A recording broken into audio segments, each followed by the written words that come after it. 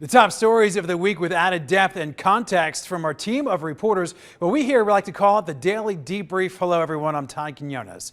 Well, viewers like you are asking for more depth, and so here is exactly where you're going to find it. Let's jump right in. The directives, information, and guidance really leave a lot of unanswered questions. As we've learned and as we've reported, a lot of the times it's up to individual companies and businesses to enforce. We all know no shoes, no shirt, no service. That may include no masks in some cases. I learned businesses and employers can still enforce their own rules, including wearing masks. Regardless of what the CDC guidelines happen to be, an employer has to decide for themselves what's best for them. Attorney Richard Dreitzer is an employment law expert with Fenimore Craig. He says businesses and employers still have an obligation to keep workers and patrons safe from COVID-19. It's called the general duty clause, and that means that if you're an employer, you have a general duty to protect the employees as well as patrons who come on property. Dreitzer says the new CDC guidance about fully vaccinated people can be tricky. He believes businesses can ask patrons to wear masks. He also believes people can't hide behind protected health information for not complying. Ordinarily, pre-COVID, the whole concept of protected health information was very taken very seriously. But that's been relaxed a lot with COVID because it's more than just your own personal health that is at stake. It's everybody else's health. There's also questions now about vaccines and requiring them for attending events or receiving a service. Dreitzer says the same legal principle applies for driving a car. I would analogize it to driving a car. The state requires you to have a license, a piece of paper that you carry in your wallet, you produce on demand to show that I am authorized to drive a vehicle. And that's to protect not only you, but to protect everybody who drives with you on highways and streets. Health experts say despite the CDC's new guidance, they are worried about breakthrough cases for fully vaccinated people and mutant variants that are circulating. It's going to be really interesting to see what happens to our infection rate if over the next several weeks. I spoke with Dr. Jeffrey Ng. He is suggesting his youngest patients under 12 but older than 2 to wear a mask. Also those who are unable to get vaccinated at any age. Especially in our city. I just think we've done so well. I just hate to take a step back and have this having a bump in our infection rate. Fully vaccinated means it's been at least 2 weeks since the second dose of the Pfizer or Moderna vaccine and at least 2 weeks since the one and done Johnson & Johnson shot. Joe Bartels, 13 Action News. The CDC says people who are fully vaccinated can go without masks indoors. Joe, how do businesses know if a person is vaccinated, and are they allowed to ask about that kind of medical information? Well, that is the big $1 million question of the day. And there are some really interesting legal arguments really to be made on both sides. When we think of, we're all familiar with no shoes, no service, no shirts, no service. Well, it could possibly be no masks, no service. I spoke to a legal expert and he says that in his estimation, based on how the law is written, that it's really up to the individual business to decide, if they want to go maybe more stringent than the CDC's guidance and say, we're going to require masks for people to come in, to get a service, to patronize us. That's really up to maybe an individual business. So the short answer, yes, but it really depends upon the individual business as to whether they're going to require it and then enforce it. So if the business sets their own rules as a patron, do you have to disclose if you're vaccinated? That's another interesting legal question. Do you have protected health information? Is there privacy? And it's kind of ambiguous regarding what should go on, because the law basically says that you have protected health information, but the legal expert I spoke to says because of COVID and how it's moreover of everybody's health is at risk versus just your own, then so far there hasn't been that much of a protection for private health information in regards to asking about people to be vaccinated or to show vaccinations along those lines. So his estimation, his interpretation of the law is you don't have really ability to refuse to answer questions about why you're not wearing a mask or a vaccination. You would have reserve the right not to tell them but then they could also ask you to leave and not serve you. What about fully vaccinated people with kids who might not be vaccinated? Is there any new guidance for them? We're getting a lot of questions from people who have, kids that are under 12 who are not eligible to get the vaccine. So let's say, for example, mom and dad are vaccinated, but their kids, 3 of them are under 12, and they aren't eligible to get vaccinated. I spoke to a doctor who says he is telling his patients to have those children who are able to wear masks under 12 to go ahead and continue wearing those masks, people who are not fully vaccinated, and also those who are unable to get vaccinated for whatever reason, whether if you have a compromised immune system or if you practice a religion that prevents vaccination or you have some other underlying health condition that would otherwise, pose a real serious threat if you were to get COVID. He says, just go ahead and wear a mask. He also says that even though he's vaccinated, he's still going to wear a mask. Even though the CDC says it's okay, he says that there are still, and we've reported on, there are still breakthrough cases where people still get COVID even though they're fully vaccinated. And remember, the vaccinations, they're not 100% effective. They're 80, 90% effective if you've gotten both shots. But if not, there's still these breakthrough cases. There's also variants, very dangerous and very highly transmissible variants as well that are causing concern, and there are worries about how effective the vaccines are against them. So far, so good, but he's just saying, be cautious, wear a mask if there's any doubt. We'll be back with more of the Daily Debrief after the break. And welcome back to the Daily Debrief, an in-depth look at the top stories of the week. For more details on any of the stories that we're talking about, just head to ktnv.com. Democratic Senate Majority Leader Nicole Cannizzaro is pushing hard to get Senate Bill 420 passed, trying to get the roughly 350,000 Nevadans who are uninsured covered at a reasonable cost. Almost half of those people right now either don't qualify for help paying for their premiums or they can't enroll at all. SB 420 is trying to change that by forcing any insurer who tries to provide Medicaid plans to also provide what Cannizzaro has called a public option plan, one that would be 5% cheaper than existing plans. The hope is to lower all premium costs across the board by 15% over 4 years. Shaniqua Hawkins owns Care with Purpose Medical Center, a clinic serving mostly poor and minority populations, and she says that this bill would lower costs by getting more people care sooner. Not having health insurance means that people end up needing expensive emergency care because of conditions that we could have, treated proactively if they had been able to afford health insurance. Opponents have ranged from chambers of commerce to doctors, hospitals, and private insurance companies. Opponents say that this bill could cause more harm than good by potentially forcing providers and insurers to avoid Medicaid options completely, lower access to care, and as Senator Ben Kiekefer put it, shift costs elsewhere. Just because we say that a health insurance plan needs to have premiums that are 15% less, that doesn't reduce costs by 15%, right?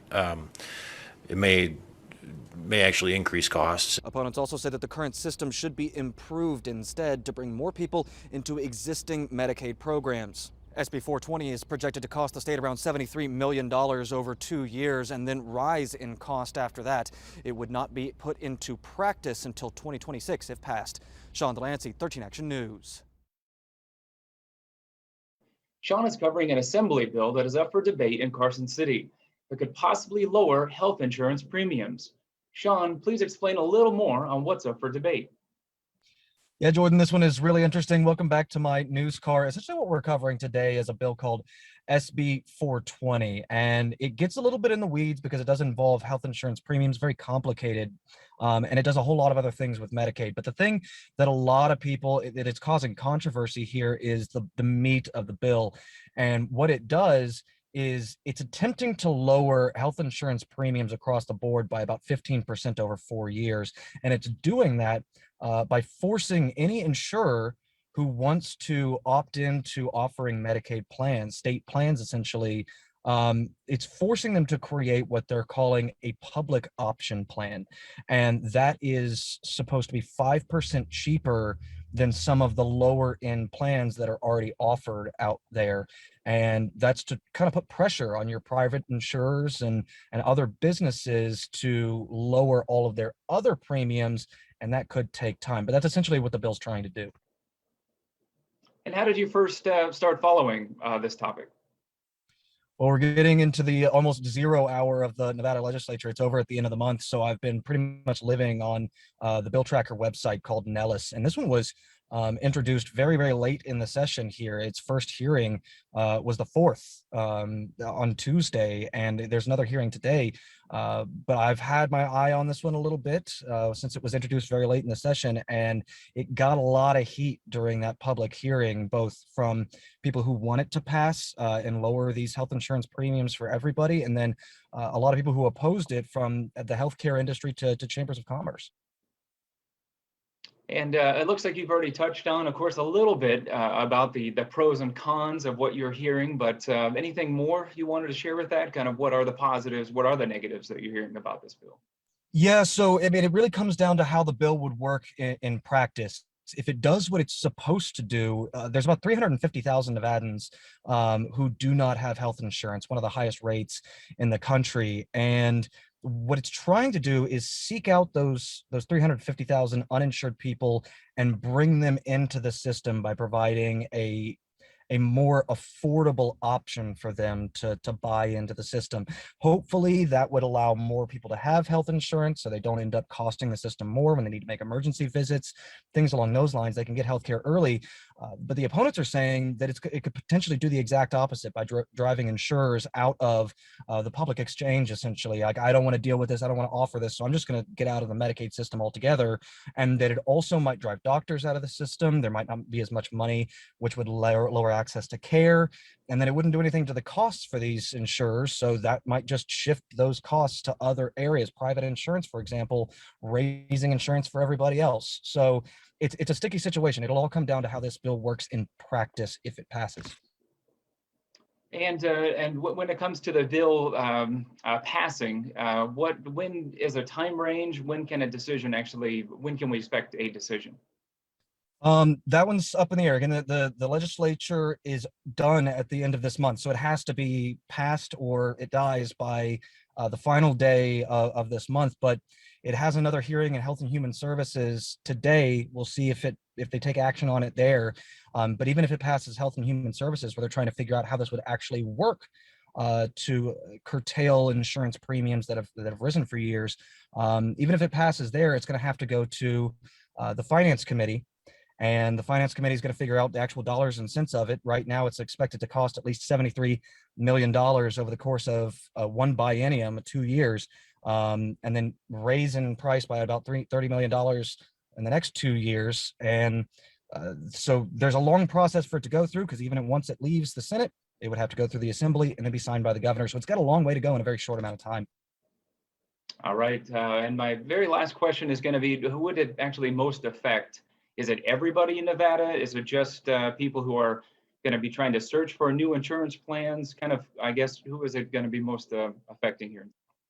Yeah, that one's actually a two-part answer, because it's short-term and long-term. If it comes into passing, then it would start taking effect in 2026 is when it would actually be implemented into law.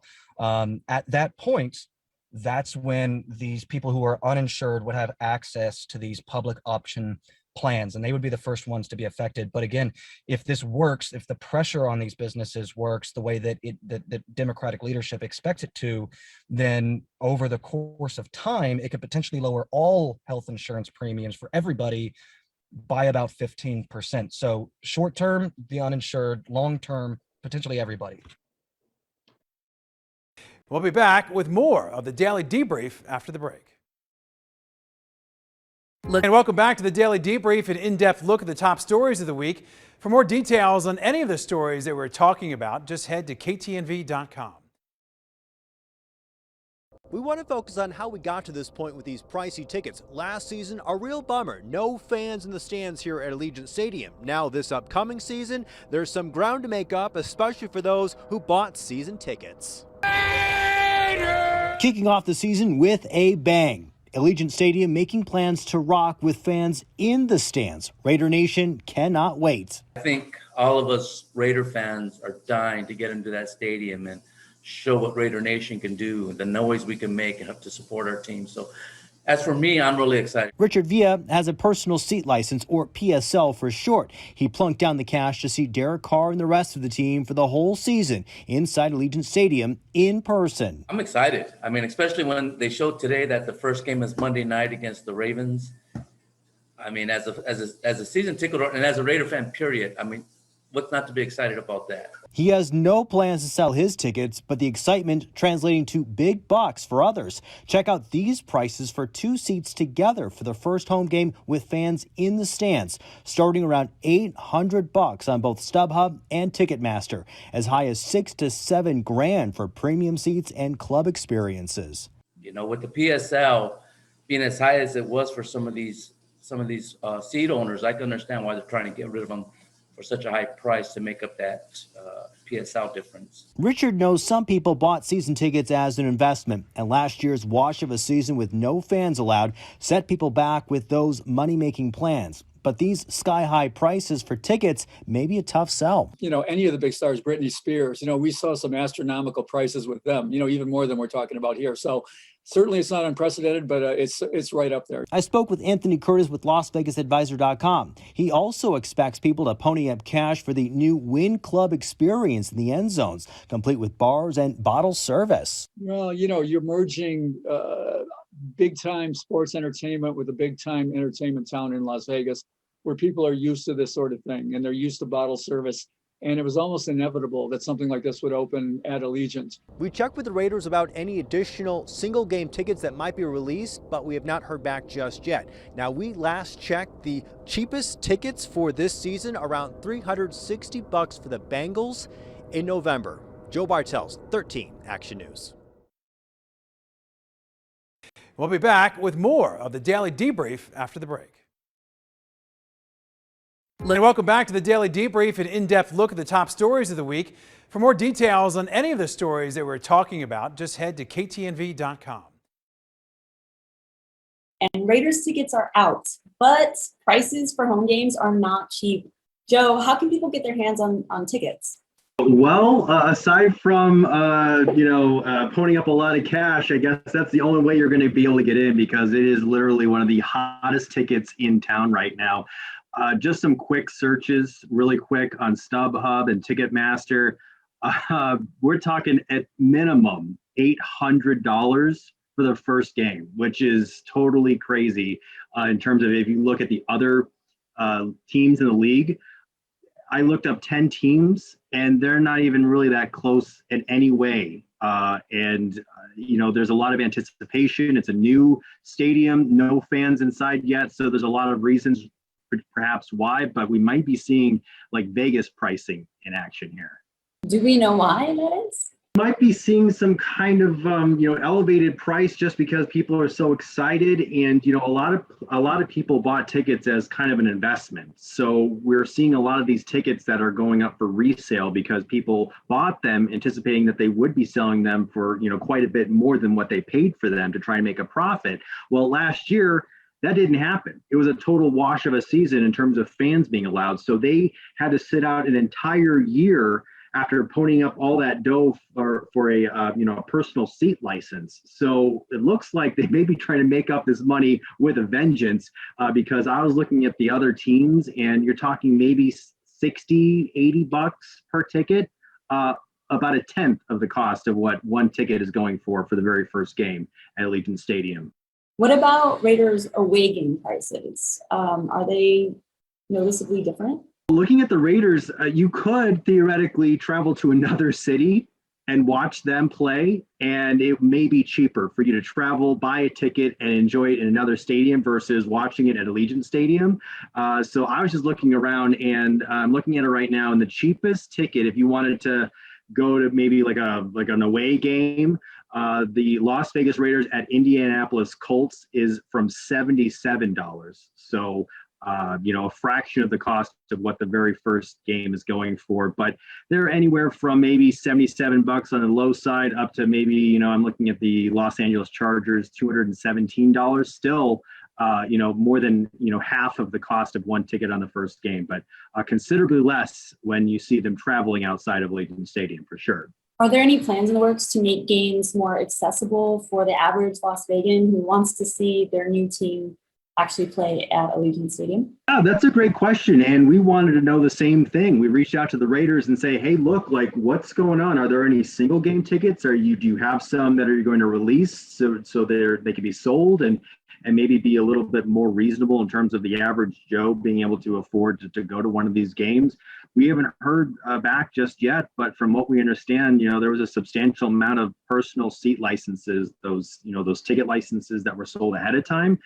A lot of those were sold. So, we believe that a fair number of the seats are already spoken for. They're already owned, necessarily by somebody. So it's really up to maybe the resale market and the secondhand market for people to kind of sell it. And we spoke to some experts and they say, well, we'll see what happens. The schedule just got released today.